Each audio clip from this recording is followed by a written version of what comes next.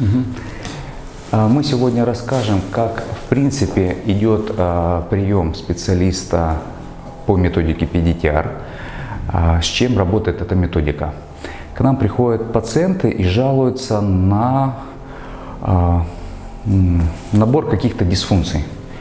Если мы рассматриваем опорно-двигательный аппарат, то чаще всего это неработающие гипотоничные или неправильно работающие гипертоничные мышцы, которые управляют нашими суставами. Сустав – это шарнир. Наша система организма настолько универсальна, и она может сама себя обеспечивать. У нас обновляются ткани, кровь, кость, какие-то ткани обновляются быстро, какие-то медленно, но все регулируется. И если все работает идеально, условно заводские настройки работают, жалоб у пациента не будет. То есть это не пациент, это здоровый человек. Что происходит, когда его тело встречается с какой-то проблемой? Какие это могут быть проблемы? Чаще всего это внешние травмы.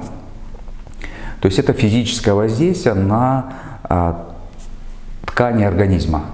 Это может быть удар, перелом, ожог, воздействие стоматолога агрессивное, операции, татуировки, пирсинг. То есть физические воздействия, в результате которых нервная система в доли секунды реагирует, и ее задача спасти своего хозяина. Мы на практике видим этот ответ, когда касаемся острого либо горячего предмета, и мы отдергиваемся. А наше сознание в этом процессе не участвует, потому что если мы будем дожидаться ответа нашей коры, это будет долгий ответ, и мы получим травму. Эта реакция, рефлекс, проходит без нашего участия. Хоть мы через какое-то время чувствуем болевое воздействие, мы дотронулись, отдернулись. Это самый короткий вариант. Дуга проходит через уровень спинного мозга, замыкается. Дотронулись, отдернулись. То же самое мы смотрим рефлекторную деактивность мышц у нашего пациента. Мы смотрим, какие мышцы нормотоничны, какие со сниженным рефлексом. Когда мы выявляем неправильно работающие мышцы, то есть шарнир работает неправильно, он не может себя нормально обеспечивать, он не восстанавливается, идет нагрузка неравномерно на какие-то отделы, или, например, правый тазобедренный сустав перегружен, левый разгружен, то через 10, 15, 20 лет мы увидим сильный износ одного сустава. Для того, чтобы этого не было, к нам пришел пациент, мы протестировали мышцы, выявили неправильно работающие дисфункциональные мышцы, нашли причину, по которой это произошло, устранили ее. То есть это патологический условный рефлекс, который остался после вот этой травмы. Это чаще всего. Устранили, нормализовали. Нервная система в этом аспекте расслабляется, перестает защищать своего хозяина. И эффект может наступить моментально. Так чаще бывает. Это может быть 100% результат сразу во время приема. Может быть 80% результата. Может быть 50%. Это тоже хорошо. Бывают такие пациенты, которые могут не почувствовать улучшения во время приема. Но для нас очень важно увидеть, чтобы была нормализация рефлекторной активности. И такой пациент чаще может сказать, что ему стало легче через 2-3 дня. С чем это связано? Это связано с тем, что во время неправильно работающего, длительно работающего сустава воспаляются, отекают связки. И для того, чтобы боль ушла, нужно, чтобы ушел отек. Мы нормализовали работу сустава. Отек уходит, и через 2-3 дня становится лучше. Угу. У нас сегодня есть пациент, Павел, да? Да. Который жалуется на боли в левом плечевом суставе, жалуется на боли в суставах нижней конечности тазобедренной, коленный, голеностоп, да? И стопа. Колено, голеностоп, да. И стопа. Все по левой стороне. И расскажи, пожалуйста, за травмы, которые были, начиная с плечевого сустава, и хронологию. Подскользнулся, упал на локоть, и там не особо помню, по-моему, вот так он у меня ушел вверх, там был хруст, я услышал. И был перелом. Нет, это не был перелом, и, значит, был сильный вывих, как мне сказали, я сделал снимок. Вот. До этого в школе я ломал плечевую кость, со смещением был перелом, вышло, значит, из сустава, да, здесь, и часть, в общем, вышла в сторону. Вот. Начало неправильно срастаться, врач сказал, что операцию делать не нужно, потому что в процессе роста костей все упрыгается обратно. Вот, это что касается плеча. Колено, на тренировке я ударился, ну, в общем, упал, и пол там бетонный ударил сильно колено, вот, болит. По поводу голеностопа, подвернул ногу в самом голеностопе, также на тренировке. После этого я еще во время ремонта уронил очень тяжелый вес на носок. У меня теперь болит вот здесь. Это было 2 недели назад? Это было 2 недели назад. И, ну, на тренировках раньше, в студенчестве, у меня был частичный разрыв связок на обоих голеностопах. Мы сейчас протестировали мышцы, ассоциированные с этими жалобами. Есть явная гипотония мышц на левом плечевом суставе. Мы в позиции покоя не нашли гипотонию мышц, ассоциированных с левой нижней конечностью. Это, возможно, просто остатки травмы. И нужно дать время для этого лечения. Я предлагаю сейчас провести диагностику лечения левого плечевого сустава, поскольку здесь травмы более серьезные. Это перелом в детстве и явная травма сейчас, которая доставляет беспокойство. Да? Да. Угу. На ногах есть ощущение, что боли становится меньше постепенно? Ну, скажем, 2 недели назад и сейчас? Или неделю назад и сейчас? Спустя неделю было полегче, сейчас снова... Вы усилили нагрузки на ногу? Нет, я просто хожу на работу. Хорошо. Как выглядит мануальное мышечное тестирование? Это тот же метатический рефлекс. По сути, это тот же самый рефлекс, когда мы руку отдергиваем. Как он реализуется? Или ситуация, когда мы едем в транспорте, автобус дернул, и автоматически мышца сократилась и удержала нас в вертикальном положении. Только здесь нет поручня, нет транспорта, есть мы и даем нагрузку. Дави, пожалуйста. Вот это рефлекс. Далее он может быть нормотоничным, либо гипертоничным. Мы даем провокации для нервной системы, смотрим, как нервная система сбалансированно, адаптированно работает. Дави, пожалуйста, дави. Здесь флексоры правого плечевого сустава работают в идеальном состоянии. Поэтому, если у нас пришел Павел в фитнес и начал поднимать гантелью правой рукой, вот такое движение, она работать будет правильно. Мы можем протестировать количество доступных ему сокращений. Как это делается для фитнеса? Дави, пожалуйста. 1, 2, 3. И тогда, когда рука уйдет в гипотонию, например, на 18 сокращении, в норме 15 сокращений у любого человека должно быть реализовано. Спортсмены, которые тренируются, они могут 30-50 сокращений выполнить. Если он может выполнить 18 сокращений, мы ему даем задачу 12 повторений, и он делает. Через неделю он сможет выполнить 25 сокращений. Это тренировка. Далее я хочу протестировать флексоры на травмированном плечевом суставе. Давите, пожалуйста. Видно, что нервная система, есть причина, по которой она выключила эту мышцу. Мышца может не работать, если она анатомически повреждена. Здесь нет явного анатомического повреждения этих мышц, и, возможно, мы поможем пациенту. Я проглаживаю мышцы, дай, пожалуйста, дай, и мышца включается, дай, и легче становится, да, в тесте. То есть это говорит о том, что несмотря на какие-то выявленные анатомические повреждения, иногда пациенты приходят с подтвержденными на МРТ повреждениями, мы пациенту все равно можем помочь. Там, где есть какой-то разрыв, что бы мы ни делали с ним, гипотония будет сохраняться. И тогда это лечится оперативно. Это понятно.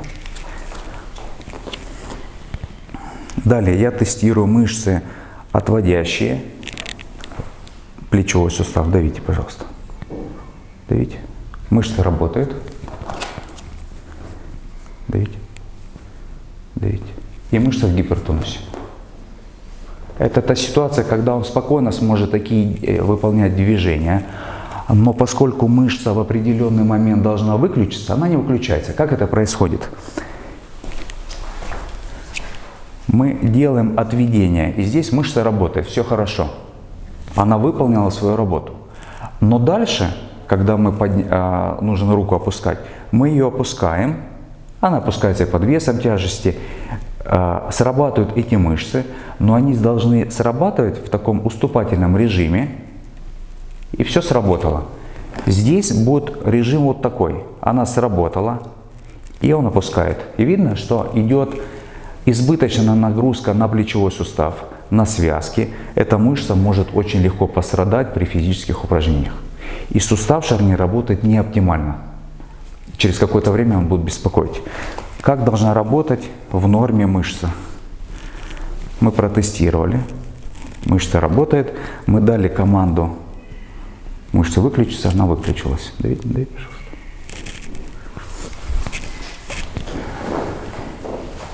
Давид. Вот он ответ раз. Давид. Вот ответ два. Давид. Вот ответ раз. Вот ответ, Давид, пожалуйста. Вот ответ два. Эта мышца не выключается. И у нас, в принципе, задача небольшая. Просто нормализовать работу этих мышц, и сустав, все остальное сам за себя организм делает. Угу. Далее. Удар во время первой травмы куда пришелся? На локоть. В детстве? В детстве. Вот так. Упал на То есть вот так? Да. Угу.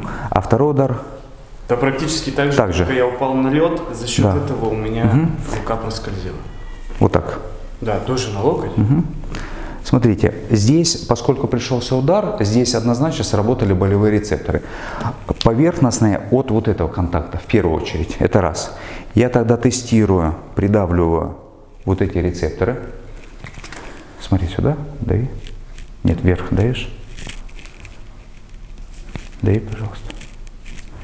И ничего не происходит.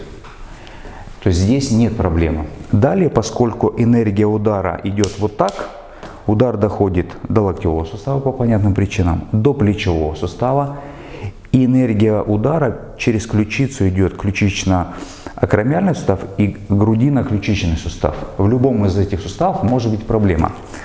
Что я делаю? Есть гипотоничная мышца. Я стабилизирую локтевой сустав. Давите. Не помогает. Я стабилизирую плечевой сустав. Не помогает.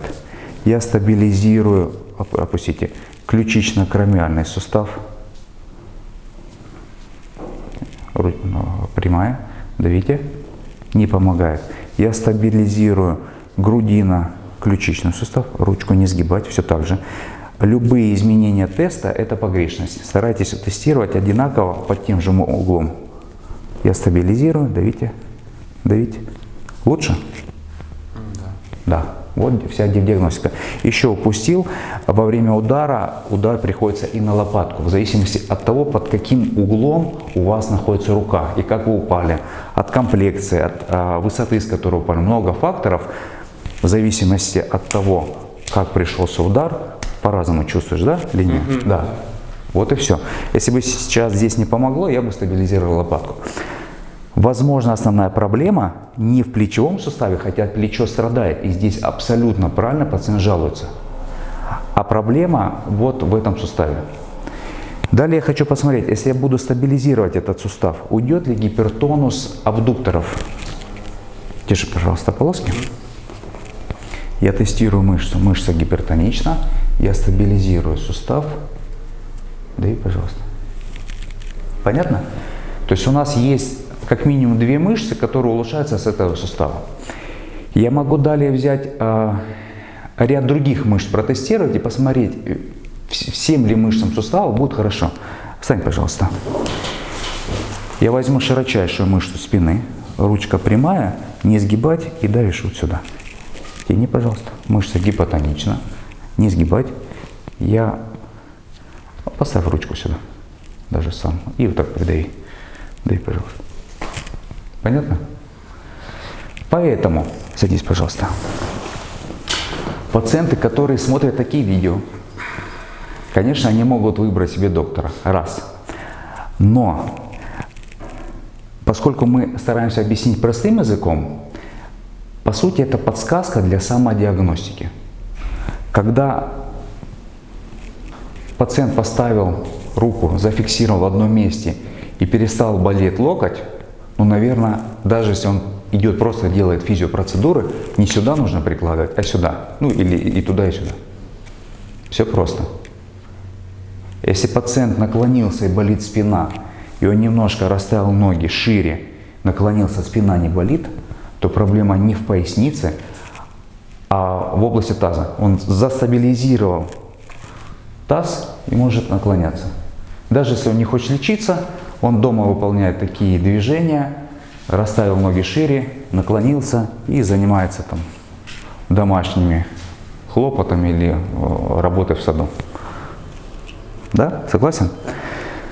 Далее наша задача посмотреть, какой рецептор нарушен в этом суставе.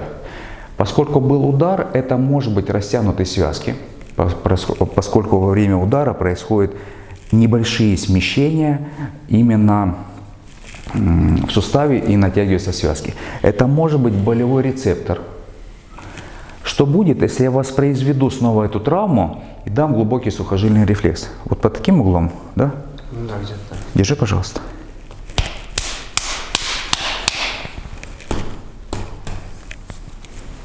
Держи, пожалуйста. Дави. Раз. Дави. Два. Опиши, пожалуйста, ощущения в тесте. Вот мы когда тестировали исходное и сейчас, есть какая-то разница по дискомфорту? Ну, мне кажется, что как-то полегче стало. И Ну, боль меньше? Да, да. Поднимайся. Я тестирую широчайшую мышцу. Дави, пожалуйста. И вы видели, когда поднимался Павел, он облокотился рукой. Даже вот этого не хватает, чтобы вывести его снова из равновесия. Сейчас мы пролечим эту дисфункцию на 100%, и ему однозначно будет легче. Потому что если оставить его в таком состоянии, то он облокотился на локоть. И снова, дави, пожалуйста. Снова все поехало. Угу. Ну, полечим и потом. Можно пока добавить. Как определить, какое нарушение, поскольку мы здесь нашли дисфункцию определенно. Задача любой диагностики, поскольку здесь к нам приходит пациент со всем своим телом, и проблема может быть где угодно, а жалоба здесь. Мы должны связать эту жалобу с каким-то сегментом. То есть, если мы даже тело условно разделим, проблема справа-слева, нам уже будет легко. Если это будет нога, рука, мы уменьшаем свой поиск, и нам проще. Мы нашли, что здесь есть дисфункция грудина ключичного сустава с левой стороны. Это полностью совпадает с механизмом травмы. Падение на выставленный локоть, энергия травмы идет сюда. Даже когда пациент падает на выставленную руку, конечно, чаще всего перелом происходит в дистальном периметафе с лучевой кости. Но энергия травмы может хватить, чтобы был перелом головки лучевой кости, это локтевой сустав, шейки плечевой кости, это плечевой сустав.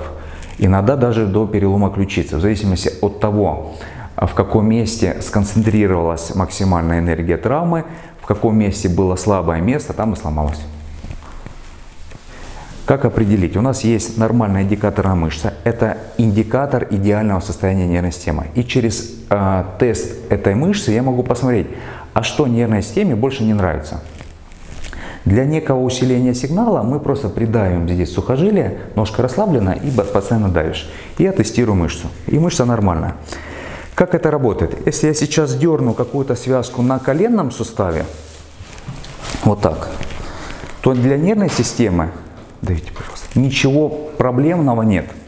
Если я дерну там, область грудной клетки, там нет проблемы, и нервной системе все равно. То есть мое воздействие не угрожает суверенной целостности этого организма. Ну так можно сказать. Все хорошо. Как только появится какая-то угроза в любом виде, даже если она появится не физическая, как человек там что-то увидел, нервная система будет его защищать любыми способами. Далее, держите. На этом примере я буду сейчас смотреть, какой нарушен здесь рецептор. Я возьму и, например, придавлю, ну то есть порастягиваю связки. То есть я смещаю грудинный конец ключицы в разные стороны. Проблем нет. Далее я, например, возьму и стукну по плечевому суставу. То есть сейчас произойдет соударение в этом суставе. Я могу вот так стукнуть. Энергия травмы пошла сюда. Давите. Это говорит о том, что именно этот рецептор пострадал. Я могу стукнуть два сустава вот так. Один сустав, две суставные поверхности. Не хватило энергии удара. Давите. Вот. Согласен? То есть в момент удара произошел контакт двух суставных поверхностей, сработали рецепторы. И далее этот пациент не захочет, скорее всего, спать на левом боку, потому что будет давление. Согласен? Так и было. Да. Так и было, конечно. Если вы порезали палец, ну, наверное, вы этим пальцем не полезете там в соль, не будете вот так делать. Это понятно. Любой нормальный человек, у него даже мысли такой не появится. Единственная мысль, ну, обезопасить. Исключить любые воздействия на травмированный сегмент. Поэтому мы хромаем. Не от того, что мы хромаем, а потому что нервная система делает все для того, чтобы не разгрузить там травмированную конечность.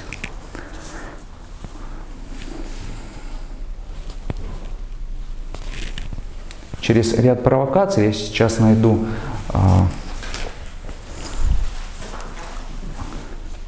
те рецепторы, которые сработали в момент, дайте, пожалуйста, в момент травмы.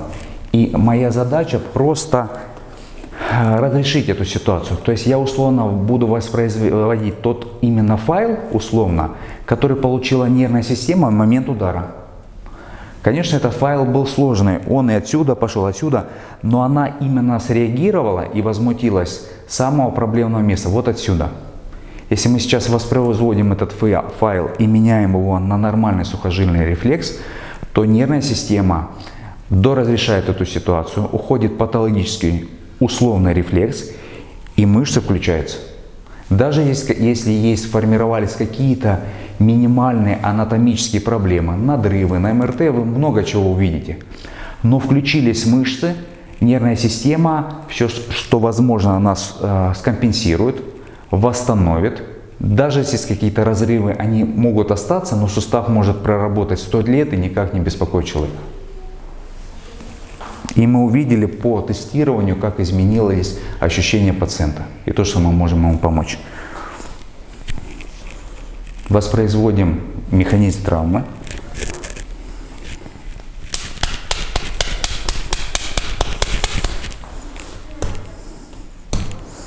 Если мы все правильно сделали, мы снова тестируем ранее гипотоничные мышцы. Дави, пожалуйста. Ручку не сгибать. Дави. Дави, дави. Мышца сильная, да? Мы проверяем ее обязательно на нормотонус. Дави, пожалуйста. Дави, дави. Дави. Чувствуешь разницу? Да? И это нормальный ответ. То есть мы проверяем, может ли нервная система правильно управлять своим хозяйством, мышцами, в частности. Дави, пожалуйста. Мышца сильная, но теперь мышца может выключаться. И встань, пожалуйста. И мы проверим третью мышцу. Держи. Широчайшую. И мышца. Не сгибай, не сгибай, не сгибай. Дави. Мышца работает. Далее. Смогу ли я вернуть? Помните, с чего мы начали? Ну, надо иногда пострадать, чтобы гарантированно понять, что мы вылечили. Да? Держи, пожалуйста. Дави. Видно? Давите. Конечно, этот сустав, даже если здесь останется какой-то дискомфорт, через какое-то время вероятность выздоровления будет полная. Угу. Чего постучали По по коленке? коленке? Ну, то есть вы говорите, воспроизводите. Смотрите, ну, мы воспроизводим тот файл, который случился тогда. Когда он случился, неизвестно, потому что было два механизма удара. Нам все равно. Мы нашли то место, которое беспокоит. Когда вы сказали, мы воспроизведем удар. Удар, по коленке, да, и потом по коленочке. А зачем? Да, мы в конце должны заменить его нормальным сухожильным рефлексом. Вот это для нервной системы нормально, вот это ненормально. И нервная система, она как бы доразрешает эти проблемы. А вы же видели, когда Александр меня лечил, он иногда вот так, да, то есть когда, например, здесь не проходит, мы вот так сделали, он там моргнул, это тоже рефлекс. По животу поцарапали, живот дернулся, это рефлекс. Да. Хотела спросить, почему вы Ага. Это, да. Как ощущение? Подвигай рукой. Какой-то свободнее. Повторить. Скажите, пожалуйста. А на камеру Александр стоит с палкой. Ну, повтори быстро. Да. Свободнее движение, действительно, заметно. Угу. Да, прям чувствуется. И на самом деле кажется, что мы сделали что-то нереальное. Ну, наверное, эта методика это действительно так это делает. Но на самом деле мы просто включили мышцы. И дальше организм нам в помощь. Он сделает все сам. Переломы, я как травматолог-ортопед могу сказать, они не срастаются благодаря травматологам-ортопедам. Мы создаем условия, а перелом срастается самостоятельно. Если перелом со смещением, он скрепляется железной металлоконструкцией и срастается, либо гипсовой мобилизацией. Перелом срастается благодаря организму. Угу. Мы можем еще раз, я вклинился, надо было. Еще раз, расскажешь? Как было до и как стало после лечения? До лечения чувствовалась какая-то скованность, местами боль при движении. Сейчас движения очень легкие, свободные, как будто маслом смазаны. Все хорошо. Да? Вот, я думаю, что, уважаемые пациенты, смотрите, как можно сделать простую диагностику для себя. И в целом, какой один из инструментов есть в методике PDTR. Это антистимул. То есть это некое воздействие, которое уменьшает сигнал с определенной группы рецепторов.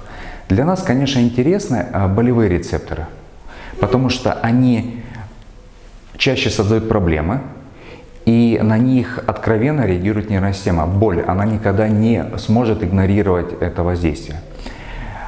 Вспомните, пожалуйста, что происходит, когда, например, на какую-то рану нанесли зеленку. Что мы делаем? Мы дуем, да? Одно воздействие. Если человек упал на руку, первое, что мы делаем, мы, во-первых, глазами посмотрели, это часть антиноцицептивной системы. Во-вторых, мы придавили. Когда мы идем и задели ногой какой-то острый предмет, что мы делаем? Мы делаем вот такое движение. И почему? Мы делаем это машинально. И нервная система за нас решила, что так можно сделать. И после этого воздействия у вас боль уменьшается. Это всегда. И как это работает? Когда человек стукнулся каким-то участком тела, здесь работали болевые рецепторы, есть повреждения. Сигнал пошел через нервы, через спинной мозг, дошел до коры. Как только мы почувствовали, болит здесь, сигнал уже в коре. Все. Если он до коры не дошел, значит мы боль никогда не почувствуем. Как только сигнал дошел, мы должны всячески уменьшить этот сигнал, поток. Прикрутить его. Одна из систем, посмотреть глазами, и сигнал будет меньше. Но очень мощная система запустить отсюда поток кожной чувствительности. например, вот так придавить, в зависимости от того, ну вот, что оптимальнее, нервная система сама выберет. И как только вы здесь погладили, боли меньше стали. Почему? Потому что уже идут два потока. Идет нервные волокна, по которым идет сигнал боли. Его догоняет параллельно поток от рецепторов кожной чувствительности. И на уровне задних рогов у нас так устроено. За счет работы определенных реле, это синапсы у нас, поток кожной чувствительности начинает тормозить работу синапсов, которые дают, пропускают болевые импульсы. И боль у нас уменьшается. Поэтому в PDTR, когда мы идем и что-то придавливаем, вот я, например, у Павла придавил здесь, не помогло. Значит, не здесь проблема. Придавил здесь, не помогло. Я придавил грудина, ключичный сустав, ему легче стало. Я запустил именно тот механизм. Только так он сам делает, а так мы используем антистимул. Для нервной системы все равно. Хоть он придавил, хоть я придавил, хоть придавил мой коллега по цеху. Все равно нервной системе, отсюда мы уменьшили сигнал. Если отсюда идет избыточный сигнал, он не доходит до коры, нервная система на него реагирует, хотя хозяин еще эту боль уже не чувствует. Но придавив эту область, мы видим, что идет включение. Таким вот образом мы определяем ту область, которая создает вот этот хаос в организме. Угу. Сегодня силовая нагрузка у меня должна быть в зале.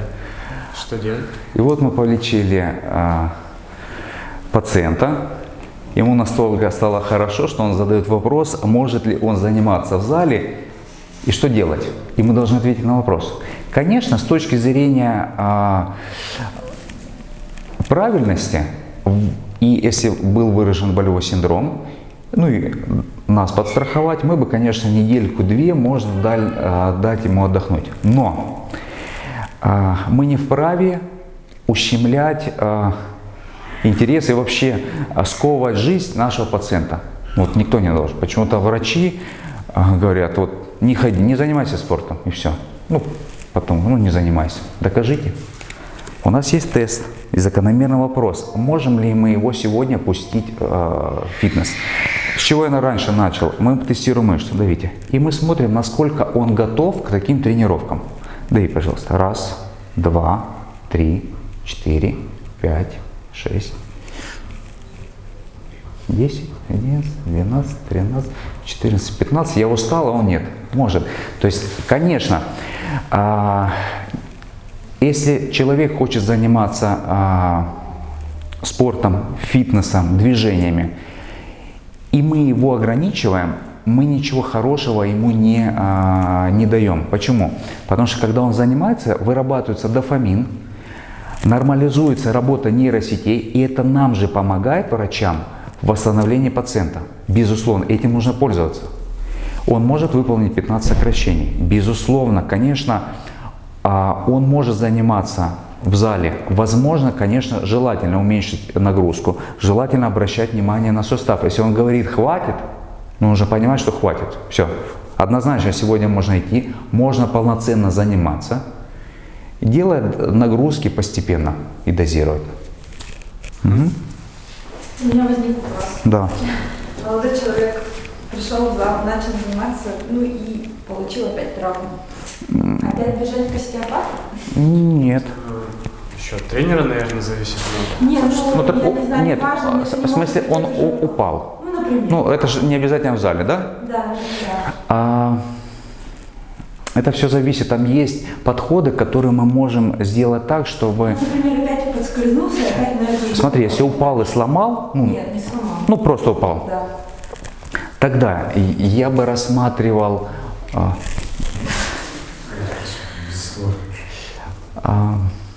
У нас второй вопрос от наших подписчиков.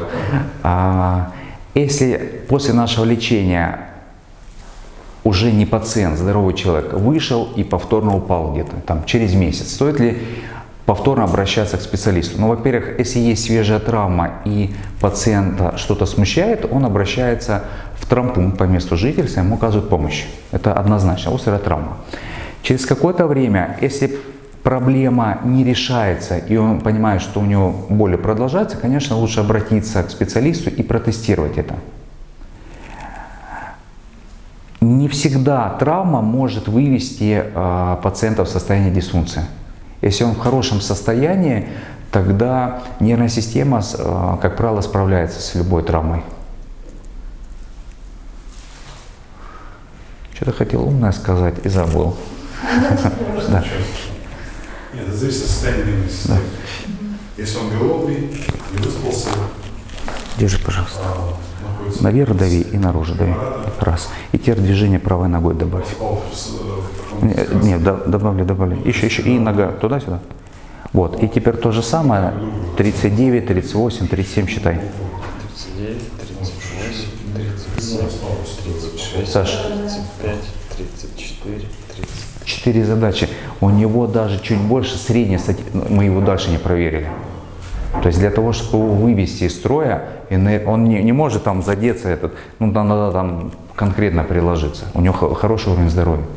То есть он выполняет параллельно 4 задачи. Обычно 3-4 задачи. Мы сейчас загрузим, давай, ногой. Все то же самое, считай. 39, 38, И добавь движение. 36, 5. 35, 34. Это уже нереально. Нереально Не, удар головой. не то, что нереально, это нереально хороший уровень. Прям 3 задачи это хорошо. одновременно. Ну, то есть это состояние. То есть он давит вверх, он давит в сторону, это 2 задачи, держит. Он добавил ножку, держит 3, счет. 39, 38, 37, Головой. 36, Ага. 35, 34. 5. Его трудно вывести, хорошо. То есть понятно, что если человек упал и что-то там, может быть такое, но, во-первых, он не упадет, начнем с того. Там, где будет яма, и перед ним 10 человек упадут, он ее не пропустит. Потому что если человек в монозадачности, смотрите, он идет, он увидел яму, он идет с телефоном, он плюхнулся, потому что он не увидел. Он может параллельно идти и много задач делать, его нервная система готова. Это очень хороший уровень здоровья. И причем моментально он восстановился. Это еще говорит о том, что бонус к тому, что он может идти заниматься. И в принципе достигать любых успехов в спорте, в работе, какие-то. То есть его нервная система готова. Это хороший уровень здоровья. И для того, чтобы, например, если в этом помещении, в транспорте кто-то чихнет, то весь автобус может заболеть 50 гриппом, а его организм, он сработает хорошо. А есть ли влияние того, что проходил ли ранее человек остеопатическое лечение? Неважно, каким методом. Влияет ли это? Смотрите, если, например, он приходят пациенты, когда говорят, у меня болит там, то, возможно, к вам сегодня пришел такой удачный пациент, который на протяжении 30 лет никому не обращался. Почему удачно? В кавычках. Но представьте, вы ездите на автомобиле, и автомобиль 5 лет не проходил ТО. Это подарок для автослесаря? В кавычках подарок. Да может быть финансово нет, он лучше возьмет 5 автомобилей, которые регулярно проходят ТО и заработает больше. Конечно, если он периодически приходит к остеопату, и остеопат решает какие-то проблемы, потому что есть проблемы со стороны и внутренних органов, какие-то питания. Мы же не живем в идеальном, в таком условиях. Воздух, все это, стрессы на работе, это все влияет на организм, безусловно. Но если он заботится о своем здоровье, это его задача. Он приходит к специалисту, и специалист ему помогает немножко, что-то подкручивает, то, конечно, уровень здоровья будет хороший. Да, однозначно. Есть пациенты, которые приходят в идеальном состоянии, даже пациенты, которым на 60 лет такое встречается. И этих пациентов немножко помочь и все. Если он не будет заботиться о здоровье, придет с вопросом, вам надо, вы лечите. Такой результат вы получите. И он придет, например, сядет, тут пациент сразу сказал, а мне сегодня можно в зал идти? А другой скажет, что у меня был пациент, у которого основная жалоба, он не мог так бутылку водки держать, наливать. И все, больше ничего не волнует. Конечно, мы ему руку полечили, но человек, если он будет ходить, двигаться, либо дома будет сидеть водку пить, уровень здоровья будет другой. И степень адаптации будет разной. Вам успехов, молодец.